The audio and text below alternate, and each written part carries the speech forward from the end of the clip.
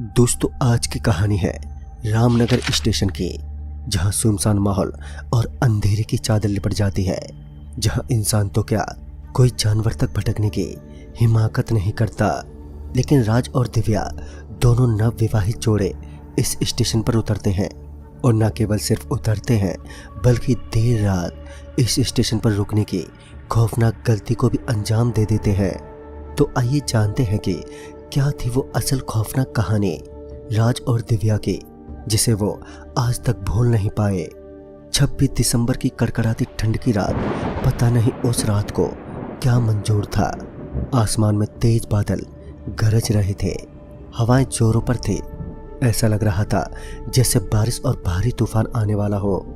राज और दिव्या दोनों ही एक लंबे सफर के बाद अगले आधे घंटे के अंतराल में अपने पुश्तैनी गांव रामनगर पहुंचने वाले थे।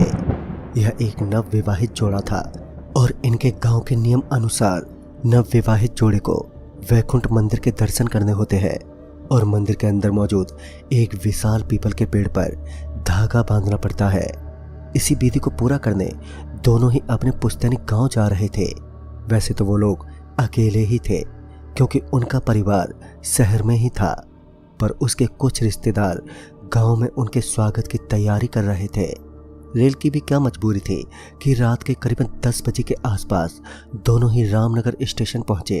वैसे भी राज दिव्या को पहले से ही बहुत सारी बातें बता चुका था इस स्टेशन के बारे में, जैसे कि इस स्टेशन पर कभी किसी की आवाज का जवाब नहीं देते हैं, और ना ही यहाँ भगवान का नाम लेते हैं, और भूलकर भी यहाँ पर रखी किसी चीज के साथ भी छेड़छानी करते हैं।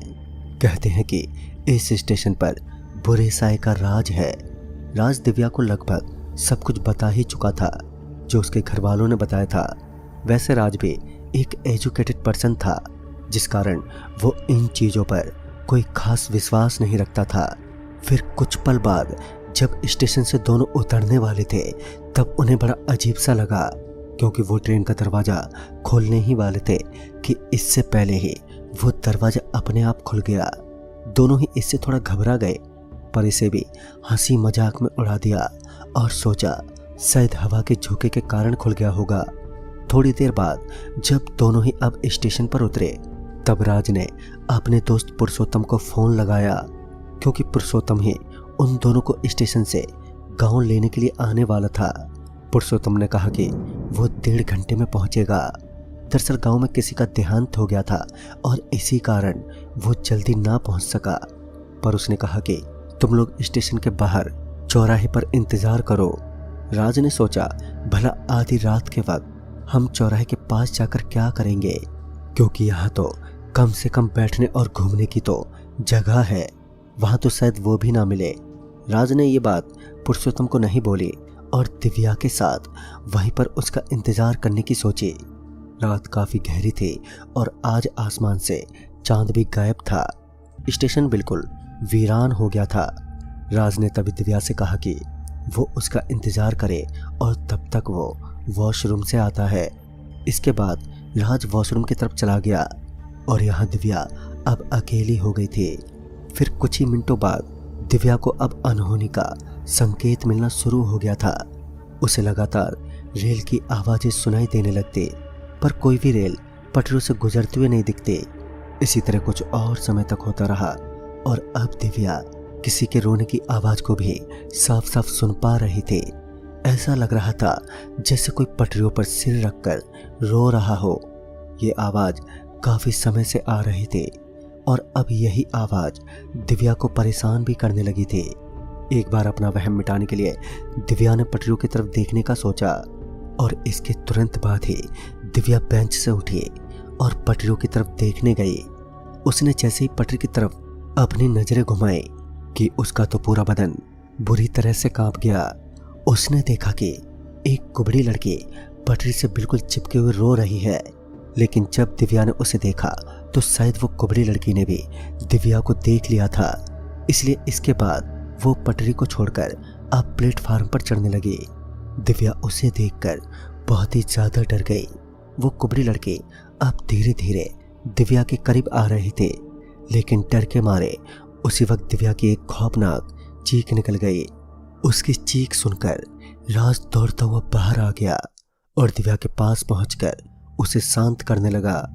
राज ने पूछा कि क्या हुआ, तो इस पर उसने उस कुबड़ी लड़की के बारे में दिव्या ने राज को बताया।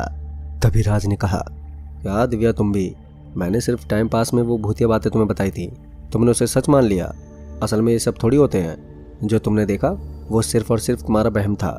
दिव्या बहुत ही ज्यादा डर गई थी और लगातार राज को यहाँ से चलने को कह रही थी, लेकिन राज भी भला क्या करता, क्योंकि बाहर वैसे भी बारिश और इतनी ठंड जो थी। उस वक्त एकमात्र वो स्टेशन ही सहारा था उन दोनों का। इसके बाद दिव्या किसी तरह सहम कर राज का कस के हाथ पकड़कर वहीं बेंच पर बैठ गई। इसके बाद दोनों ही उसी बेंच पर बैठे रहे। लेकिन अब थोड़ी देर पहले जिस चीज का सामना दिव्या ने किया था, अब उसी चीज का सामना राज भी करने वाला था। दोनों बेंच पर बैठे ही थे कि तभी स्मोकिंग की दुर्गंध आने लगी। राज को ये समझ नहीं आया कि भला इस वीरान से स्टेशन पर इतनी देर रात कौन सिगरेट पी सकता है, क्योंकि उन दोनों के अलावा वहां पर कोई मौजूद ही नहीं था। कुछ ही देर बाद राज को एक और झटका लगा जब उसकी नजर सामने वाले पिलर पर पड़ी। दरअसल उस पिलर से ठीक सट के किसी का पैर था। उन पैरों को देखकर तो यही लग रहा था जैसे वहां पर कोई खड़ा हो। राज समझ गया कि हो ना हो वो सिगरेट पीने वाला ही खड़ा है। वो भी दिव्या की तरह अपना वहम मिटाने के लिए उस पिलर के नजदीक गया। जब राज उसके नजदीक गया तो उसकी भी रूह कांप गई, यह देखकर कि वहां कोई शख्स तो मौजूद ही नहीं है, पर हाँ वो पांव मौजूद था। लेकिन ये कैसे हो सकता था? उसने ठीक से देखा तो पता चला कि वो किसी का कटा हुआ पांव था। उसने ये बात दिव्या को बताना ठीक नहीं समझा, वरना वो और भी डर जाती। वो भी चुपचाप बेंच पर आकर बैठ गया और पुरुषोत्तम का इंतजार करने लगा। फिर कुछ देर बाद दोनों को किसी के चलने की आवाजें सुनाई पड़ी। जब राज उठकर खड़ा हुआ और थोड़ा आगे आकर देखा तो पाया कि पुरुषोत्तम आ चुका है। वो सामने की तरफ खड़ा था और इसके बाद राज दौड़ता हुआ पुरुषोत्तम के पास गया और उससे गले लग गया। आखिर इतने सालों बाद जो वो दोनों मिले थे, पर पुरुषोत्तम चुपचाप खड़ा ही रहा। ना तो उसने राज से मिलने की खुशी व्यक्त की और ना ही कुछ और। वो बस एक टक से खड़ा हुआ था।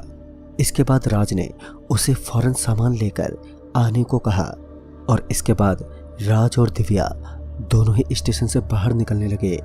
अभी राज और दिव्या स्टेशन से बाहर निकलकर आ ही थे कि उन्होंने देखा कि सामने पुरुषोत्तम गाड़ी में बैठा उनका इंतजार कर रहा है।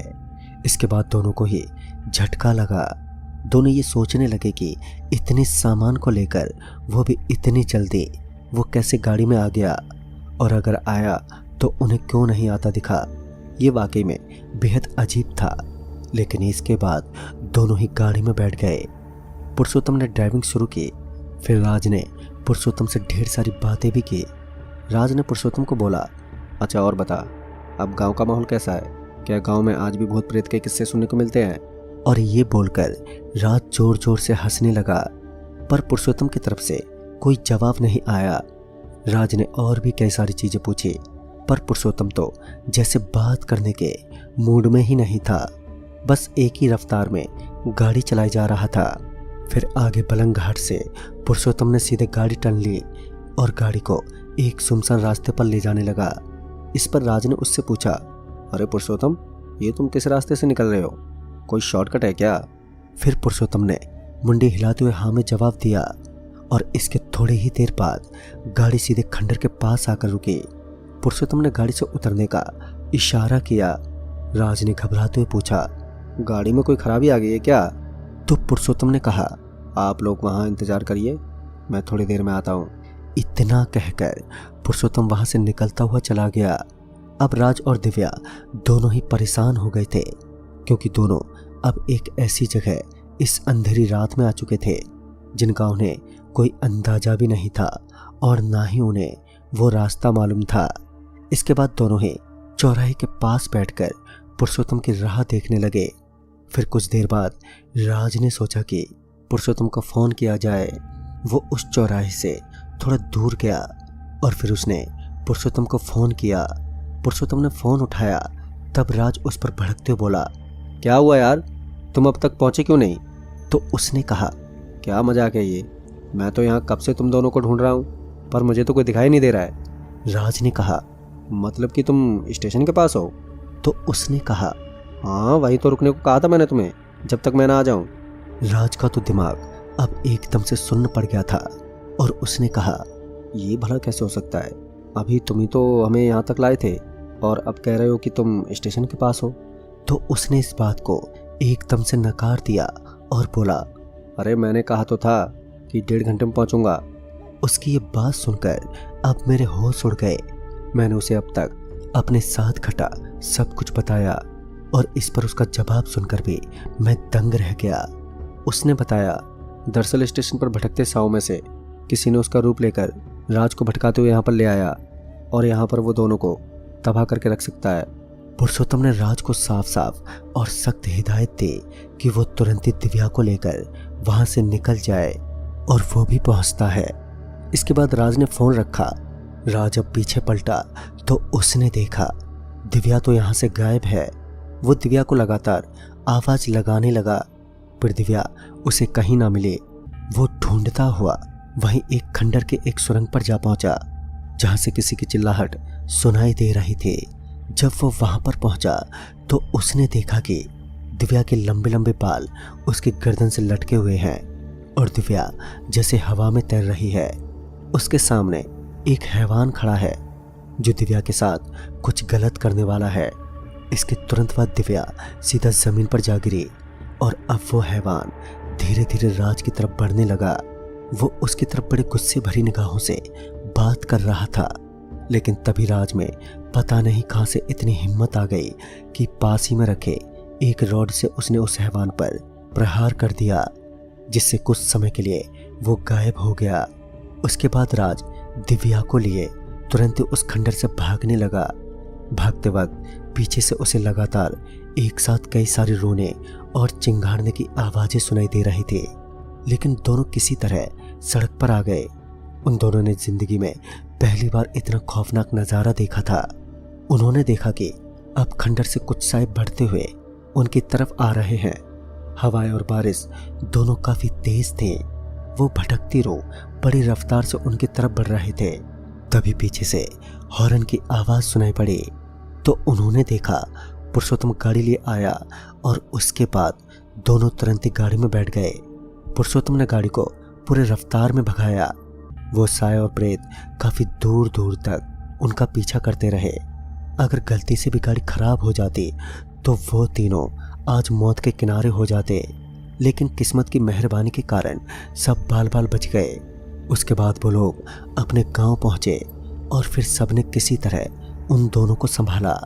उनका शुद्धिकरण भी हुआ और ये घटना वाकई उनके लिए बेहद खौफनाक थी।